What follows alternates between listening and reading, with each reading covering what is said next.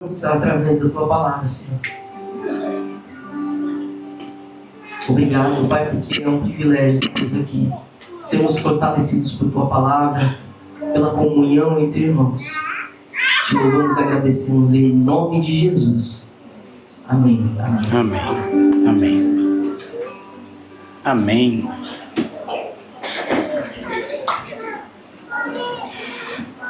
Amém. Crianças, que Deus abençoe muito vocês, aprendam sobre esse cordeiro. Hoje elas vão refletir sobre o cordeiro pascal e nós também aqui. Estamos numa semana muito especial para a gente, como eu disse.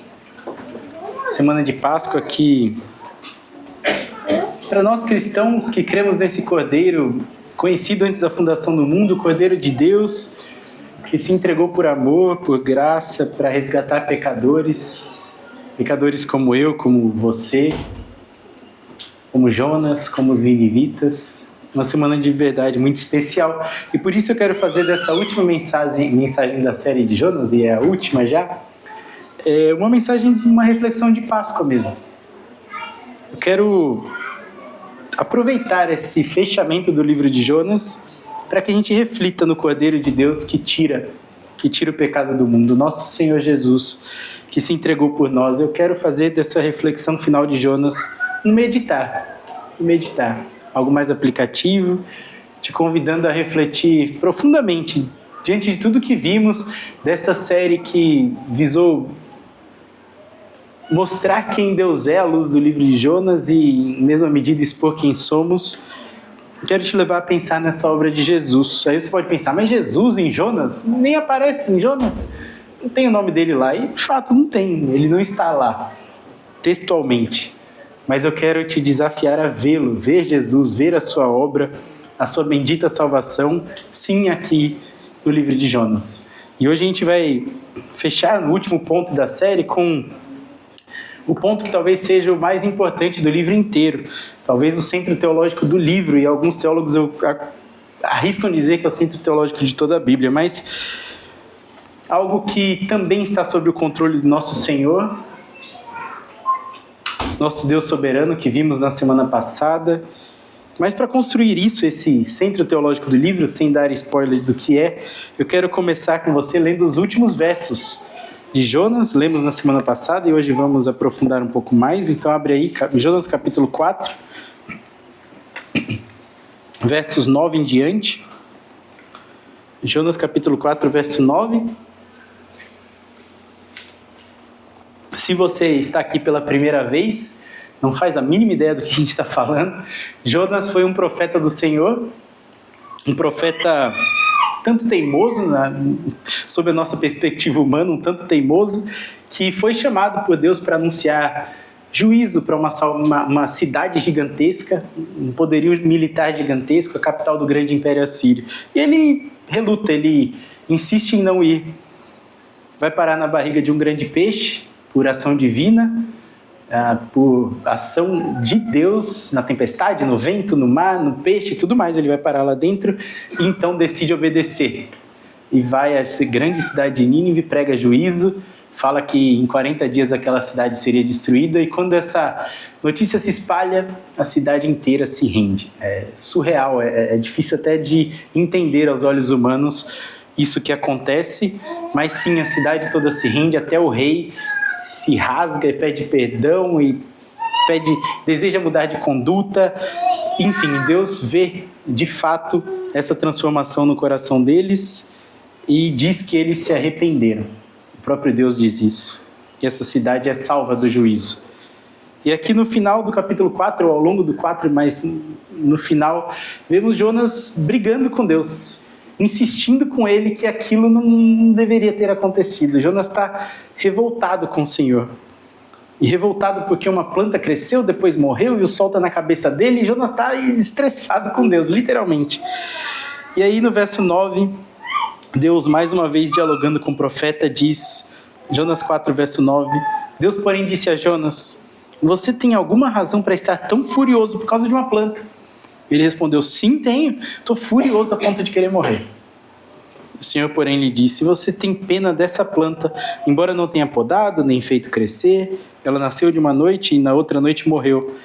Contudo, Nínive, que tem mais de 120 mil pessoas que não sabem distinguir a mão direita da esquerda, além de muitos animais, não deveria eu ter pena dessa grande cidade? E o livro termina assim, com uma pergunta. Mais de 120 mil pessoas que Deus tem pena, misericórdia, se compadece desse povo. E é por isso que Jonas está tão revoltado, porque ele não queria que essa cidade se rendesse. Ele não queria, ele está desejando a morte. Olha o verso 2, ainda no capítulo 4, volta para o verso 2. Ele não queria ter saído de casa sabendo que Deus faria isso na cidade de Nínive.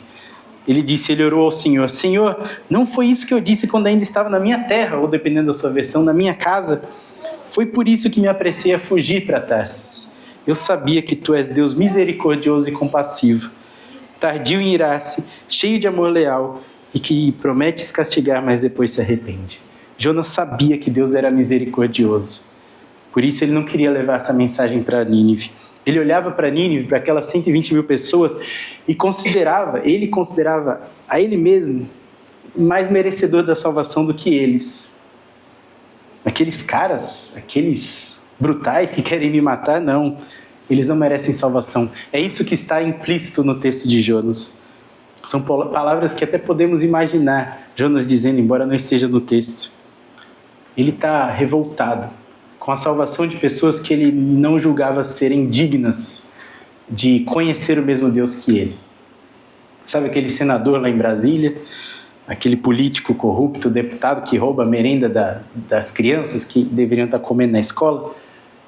Aquele que rouba cofre público, aquele que faz isso para comprar carrão, não é Robin Hood não, para roubar de um lado para dar para os pobres, não. Mesmo que Robin Hood não seja justificável, mas não, é para ele, para comprar, para ter, para assistir uma peça na Broadway, para levar a família para Disney, rouba.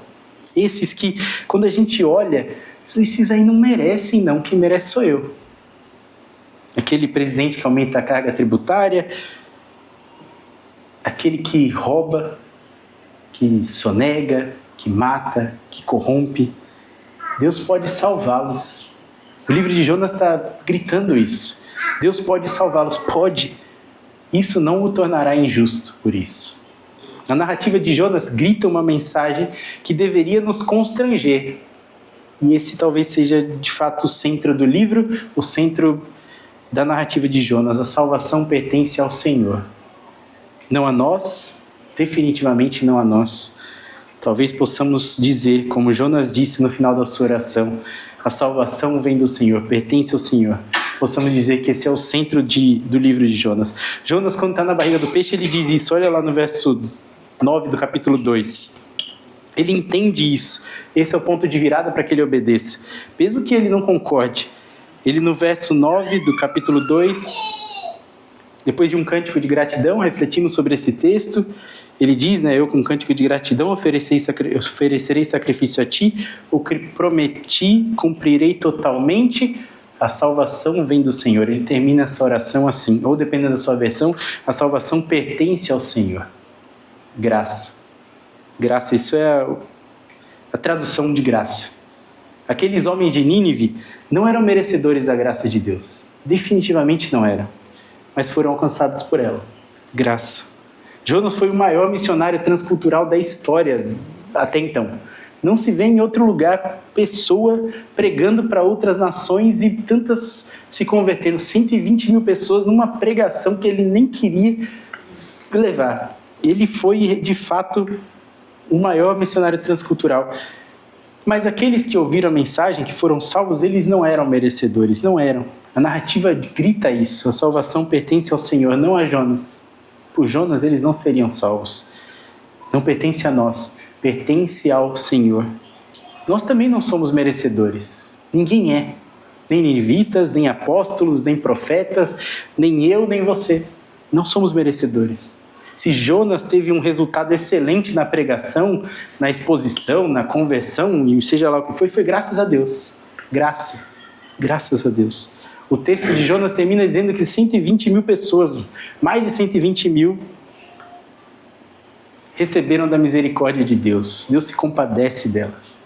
Mas como vimos na semana passada, o drama de Jonas, a gente meditou no capítulo 4, o drama de Jonas é não conseguir entender como que Deus pode salvar pecadores impiedosos como aqueles ninivitas que ele julgava não serem merecedores. Como Deus pode fazer isso? Ele fica indignado a ponto de querer morrer. Se a gente extrapolar a questão, olhando para a Bíblia toda, como é que Deus pode salvar pessoas como os ninivitas, perdoar o pecador e continuar sendo um Deus justo? Como pode Deus salvar os assírios brutais, sanguinários e continuar sendo um justo Deus? Se ele é juiz e ele está julgando as ações humanas, como é que ele pode livrar alguém da condenação, alguém de uma pena merecida e continuar sendo justo? Isso tornaria um juiz injusto, absolver alguém que merece condenação. Como é que Deus pode livrar da pena eterna um atirador que entra numa escola atirando em crianças? Como? Isso é inconcebivelmente humano. Como que ele perdoa pessoas assim? Como que Deus alcança um terrorista que abusou de uma menina? Como que Deus alcança alguém que decepou a mão de outro, que invadiu a casa de alguém? Como que Deus pode salvar homens e pessoas, mulheres ímpias, merecedores de condenação e continuar sendo um Deus justo? Essa é a inquietação de Jonas. Eles mereciam a pena, mereciam, assim como nós. Muitos pensam, eles mereciam. Como é que Deus pode continuar sendo bom se perdoou assim? Como é que Deus pode salvar um político corrupto e continuar sendo justo? Como pode? Esse é o drama de Jonas, que está nas entrelinhas da narrativa. Toda a narrativa gira em torno disso, de Jonas não entender como Deus pode salvar tantos pecadores impiedosos e continuar sendo um Deus justo. Esse é o drama da narrativa de Jonas. E Jonas acaba sem explicação, o livro acaba sem explicação, pois viria ainda ao mundo aquele que é maior do que Jonas.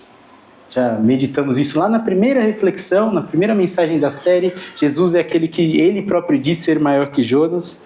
Jesus, o nosso Senhor, muito, mas muito maior do que Jonas. Ele, sendo Deus, é o agente da graça do próprio Deus e estende salvação até nós aqui no Massaguaçu, numa noite como essa. Ele, Jesus, que expandiu a salvação para muito além dos confins da terra daquela época, para muito além do povo de Israel, para os gentios, né, que somos nós, que não somos israelitas. Ele salvou e continua salvando. Ele, o nome do nosso Senhor, a obra do nosso Senhor, continua salvando muitas pessoas. Ele é a explosão da graça de Deus. Milhões e milhões de pessoas são alcançadas através dessa pregação do santo nome do nosso Senhor Jesus. Milhões e milhões de pessoas foram e continuam sendo salvas de condenações merecidas. Como Deus continua então sendo justo se absolve tantas pessoas? É um ponto que não foi fechado no livro de Jonas, não foi respondido e aguardou centenas de anos para ser compreendido totalmente. Na mente de Jonas e do autor de Jonas, é impossível compreender isso. Por isso o livro termina assim, com uma indignação tão grande do profeta, não tem resposta. Como assim, Deus?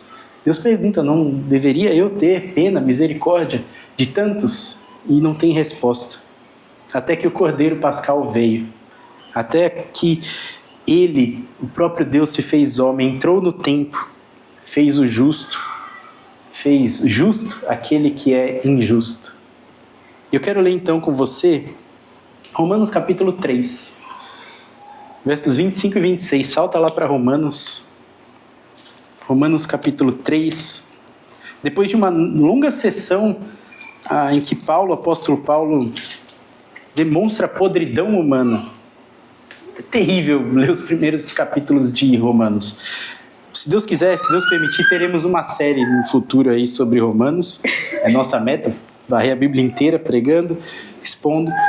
Mas do verso 28 do capítulo 1 até o verso 20 do capítulo 3, é Paulo mostrando como nós, assim como os ninivitas, qualquer outra pessoa já nascida nessa terra, como nós não somos merecedores da salvação. Ele fecha essa sessão, capítulo 3, verso 20, ele fecha a sessão dizendo que ninguém será declarado justo diante do Senhor, ninguém será declarado justo diante do Senhor se for baseado na sua obediência. Ninguém será bonzinho o suficiente para se salvar. Ninguém. Então Paulo, depois de concluir isso, depois de 3 capítulos explicando que ninguém é merecedor da salvação, ele passa para o verso 21 para falar da obra de Cristo. Mas agora se manifestou uma justiça que provém de Deus. Jesus Cristo. E agora no verso 25 e 26 que eu quero ler com vocês, ele aprofunda. Ele diz: Deus o ofereceu Jesus. Diante dessa cena tão dramática de que ninguém conseguiria se salvar, ninguém poderia ser declarado justo, Deus ofereceu, Jesus o ofereceu como sacrifício para expiação pelo seu sangue. Expiação, pagamento de culpa. Deus, o próprio Deus, ofereceu Jesus Cristo como pagamento de culpa pelo seu sangue, para ser recebido pela fé, de forma a demonstrar a justiça. Isso porque, na sua tolerância, deixou impunes os pecados anteriormente cometidos. E aqui, entenda-se todos os pecados até então, inclusive os de Nínive. Na sua tolerância, deixou impunes todos os pecados anteriormente cometidos. Verso 26. Todavia, no presente, Deus demonstrou a sua justiça, a fim de ser o justo e justificador daquele que tem fé em Jesus. Por que lemos esse texto tão longe de Jonas, né? Romanos, centenas de anos depois? Porque somente aqui, no Novo Testamento, só aqui, esse dilema de Jonas é solucionado. Como assim Deus pode salvar pessoas brutais e continuar sendo justo? Ele pode, porque Ele é o Senhor sobre a salvação. Ele não esquece o pecado, seria injusto da parte dele, colocar embaixo do tapete, varrer e deixar lá. Ele não esquece, ele não apaga. Não, ele não esqueceu dos pecados de Nínive, nenhum deles. Não esquece, ele julga e demonstra a justiça, traz pena de morte a esses pecadores, mas não sobre eles, traz sobre si mesmo. Jesus Cristo, o próprio Deus encarnado, ele veio para desfazer o dilema que Jonas tinha, um dilema que talvez todos nós já temos experimentado ao longo da vida. Como Deus pode salvar pessoas cruéis, pecadoras, indignas e continuar sendo um Deus justo? Como Ele pode me salvar, sabendo quem eu sou? E aqui repousa a solução para o dilema da justiça de Deus. A solução que Jonas não viu. Jonas sentou de longe, subiu lá no monte para olhar a cidade de Nínive, parou para sentar e ver o futuro, porque ele não sabia o que aconteceria, ele não conseguia explicar aquilo.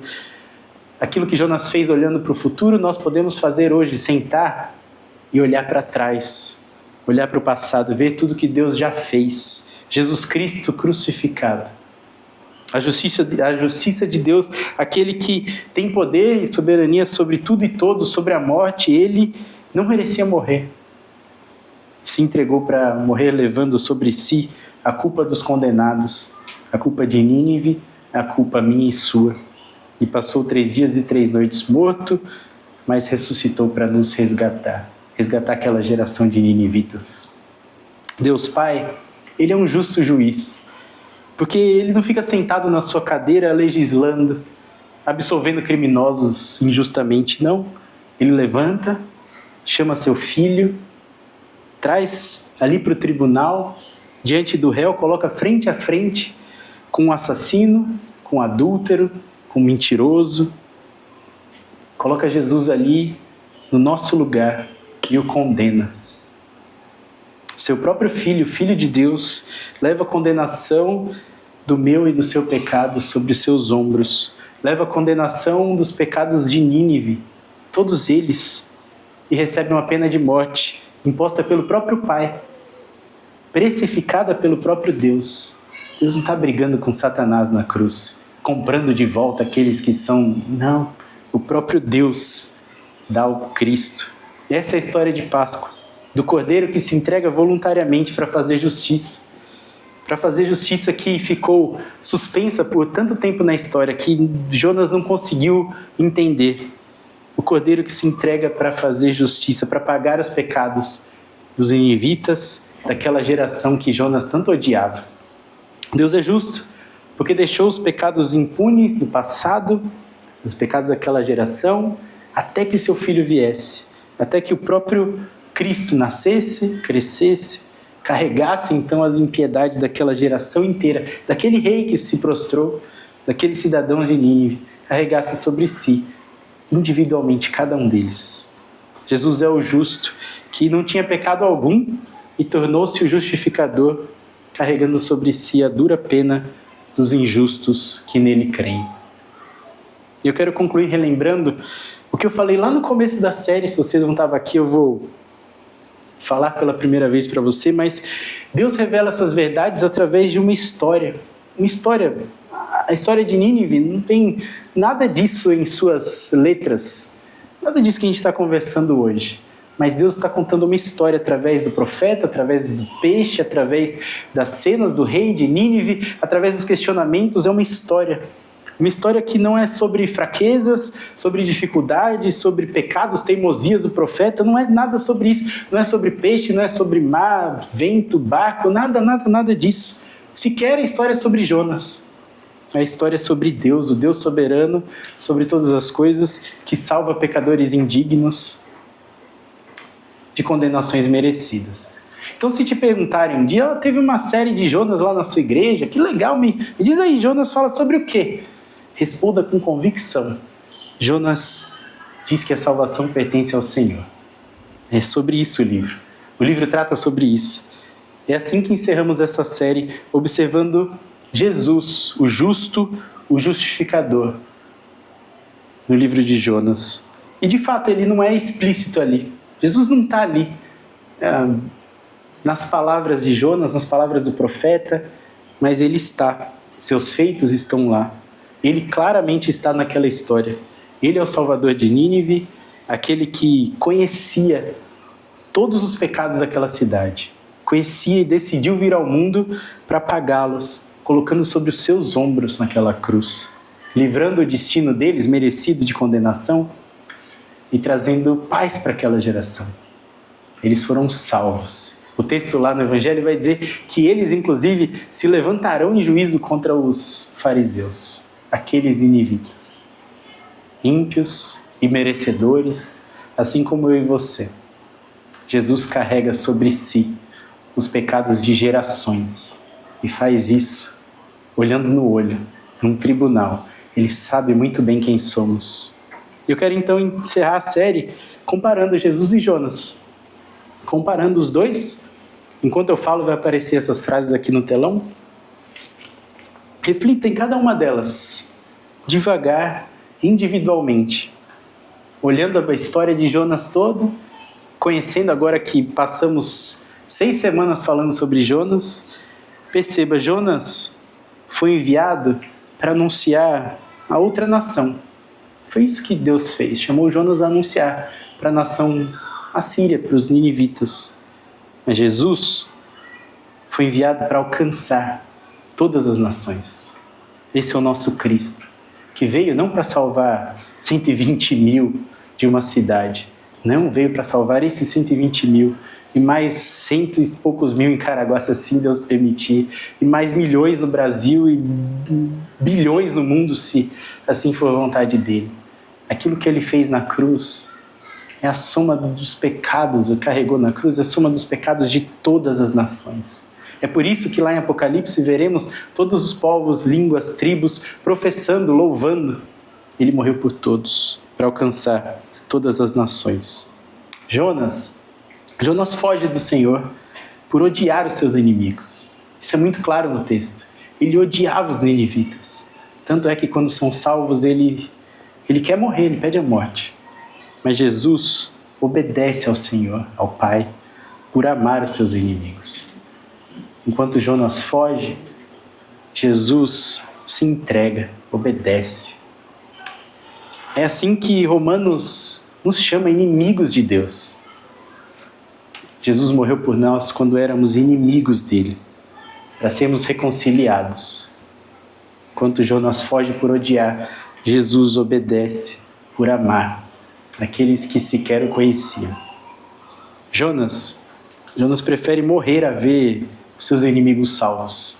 E ele faz isso através da fuga no capítulo 1, através do pedido de ser jogado no mar. Ele faz isso várias vezes. Ele pede, então, já que ele não está conseguindo morrer, ele pede no capítulo 4. Deus me leva. Pede mais de uma vez, ele pede 4 vezes para morrer.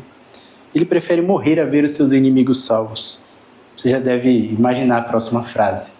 Jesus, ele prefere morrer para ver os seus inimigos salvos.